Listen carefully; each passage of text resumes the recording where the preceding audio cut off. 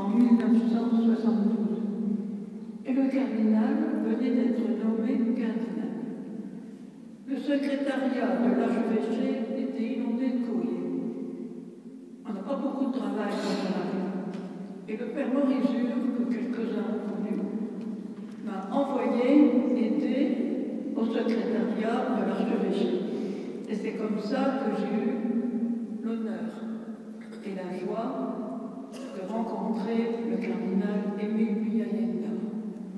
J'ai rencontré surtout une personne de très bonne volonté, conscient de la grandeur de son rôle et humble, cherchant des conseils, cherchant comment bien faire. Il avait choisi comme devise « Sur ton ordre, je jetterai mes filets ».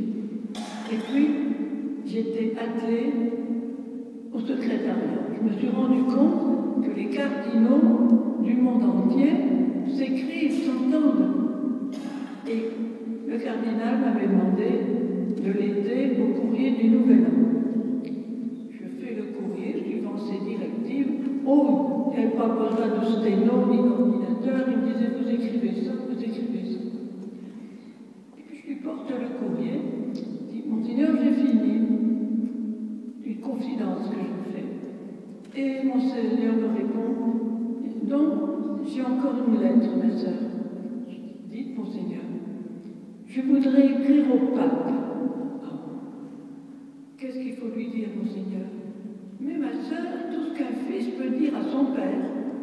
Et avec ça, j'ai vu la lettre. Je dis, mais Monseigneur, ma sœur, vous avez dit tout ce que je voulais dire. Je vous remercie, cardinal. Et 3-4 semaines après, je suis appelée à l'archevêché. Je pense qu'il y a encore du courrier à faire. Monseigneur m'attendait, mais Sainte Marguerite, le pape m'a répondu. Et je voulais que vous soyez la première alertée parce que c'est grâce à vous. Je vais avoir une voiture, une grosse 4x4 pour aller en brousse. Et c'est vrai que j'avais dit au pape dans ma lettre que les routes de Brazzaville et Bufonco n'étaient pas fameuses, que la voiture était souvent en panne et que c'était difficile pour les tournées de confirmation. Et Monseigneur avait voulu que je sois la première alertée. Cette délicatesse m'a beaucoup touchée. J'ai vu aussi le cardinal aller saluer une personne qui lui avait fait beaucoup de mal. Et il allait la visiter. Il était autre chose qu'un cardinal avec, comme nous, mettons beaucoup d'honneur, etc. Il a fait des lettres pastorales. Il a fait une lettre pastorale sur les veuves. Il a fait une lettre pastorale sur la sorcellerie. Il était très proche du peuple. C'était son peuple. Et je voudrais terminer sur ceci. Le cardinal a donc été arrêté. On l'a conduit.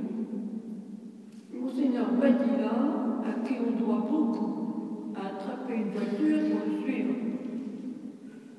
Bon, on a tué le cardinal. J'ai appris le lendemain.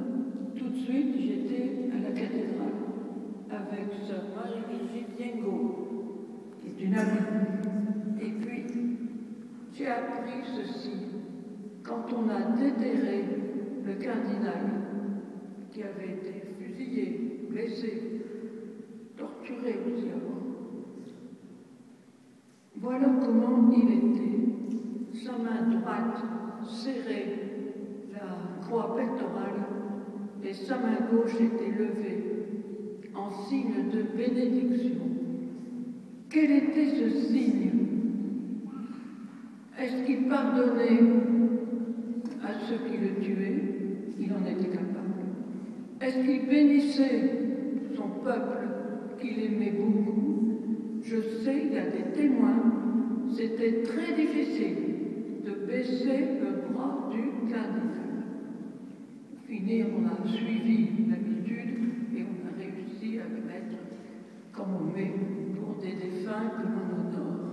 Je ne sais pas si tout le monde épisode, je le tiens de personnes qui l'ont vu, et je tenais à vous le dire, que le dernier message du cardinal était un message de pardon et un message d'amour pour le peuple à qui il avait consacré sa vie. On lui avait dit, vous êtes en danger. Il n'a pas voulu quitter son poste. Voilà, je vous remercie.